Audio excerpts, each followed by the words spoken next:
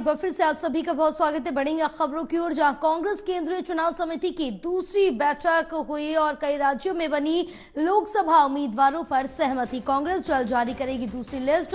बैठक में कांग्रेस अध्यक्ष मल्लिकार्जुन खड़गे, सोनिया गांधी और सीईसी के मेंबर शामिल हुए। सूत्रों के मुताबिक अशोक गहलोत के बेटे वैभव को टिकट दी जा सकती है। साथ ही मध्य प्रदेश में नकुल नाथ का भी नाम तय होने की जो खबर है वो सामने आ रही। तो बड़ी अपडेट आप तक पहुंचा रहे, जहां कांग्रेस केंद्रीय चुनाव समिति की दूसरी बैठक हो चुकी है।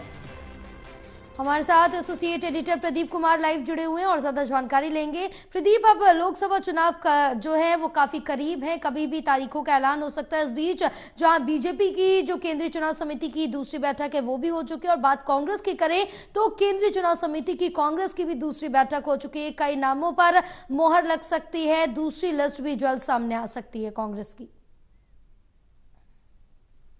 देखिए, बिल्कुल कल कांग्रेस की जो केंद्रीय चुनाव समिति की बैठक है काफी लंबी चली है और इसमें कई राज्यों को लेकर, उम्मीदवारों के नामों को लेकर मंथन हुआ है। स्क्रीनिंग कमेटी की बैठक पहले ही हो चुकी थी इन राज्यों की। ऐसे में इन राज्यों में जो पैनल बनकर आए थे उस पर एक नाम को तय किया गया है।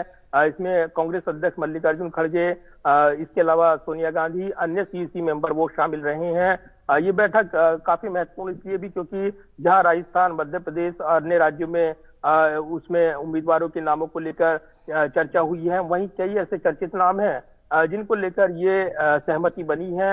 ये बताया जा रहा है कि मध्य प्रदेश में जो कमलनाथ के बेटे हैं नकुल नाथ एक बार फिर से चुनाव लड़ेंगे, यानी उनकी चर्चाएं थी बीजेपी में जाने की, लेकिन उन अटकलों को विराम दे दिया गया था। पिछले दिनों खुद नकुल नाथ की ओर से ऐलान किया गया था। खुद कमलनाथ ने कहा था कि ये कोरी अफवाहें हैं। तो उसके बाद अब छिंदवाड़ा में एक बार फिर से नकुल नाथ चुनावी मैदान में उतरेंगे, ये खबर आ रही है।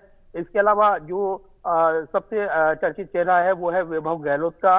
राजस्थान में वो चुनाव लड़ेंगे, ये सूत्र दावा कर रहे हैं। हालांकि ये भी सूत्र जानकारी दे रहे हैं कि अशोक गहलोत को भी चुनाव मैदान में उतारने को लेकर चर्चा हुई है और ऐसे में उनके नाम को लेकर सस्पेंस बना हुआ है। जबकि ये सूत्र दावा कर रहे हैं कि सचिन पायलट वो चुनाव को लेकर क्या उनको चुनाव मैदान में उतारा जाए या नहीं, अभी सस्पेंस बना हुआ है क्योंकि वो चुनाव लड़वाना चाहते हैं। तो अभी ये तस्वीर साफ होने में वक्त लगेगा। खासतौर से राजस्थान की बात करें, मध्य प्रदेश में उम्मीदवारों के नाम आने हैं। इससे पहले कांग्रेस 39 उम्मीदवारों की पहली लिस्ट वो जारी कर चुकी है। प्रमुख उम्मीदवार के तौर पर राहुल गांधी वायनाड से चुनाव लड़ रही हैं। इसके अलावा केसी वेणुगोपाल भी हैं जो केरल से चुनाव लड़ रही हैं। इसके अलावा अन्य उम्मीदवारों में शशि थरूर का नाम है, केरल से चुनाव लड़ रहे हैं। अन्य उम्मीदवारों का ऐलान भी किया गया है, नॉर्थ ईस्ट के राज्य हैं।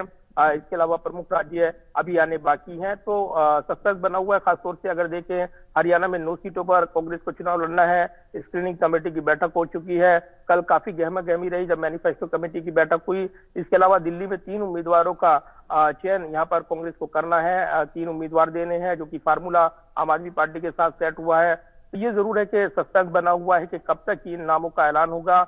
लेकिन अब जब दूसरी बैठक हुई है तो उसमें जो प्रमुख राज्य में चर्चा हुई है, निश्चित तौर पर राजस्थान, मध्य प्रदेश में कई सीटों पर चौंकाने वाले चेहरे आ सकते हैं। इस तरह के सूत्र दावा कर रहे हैं।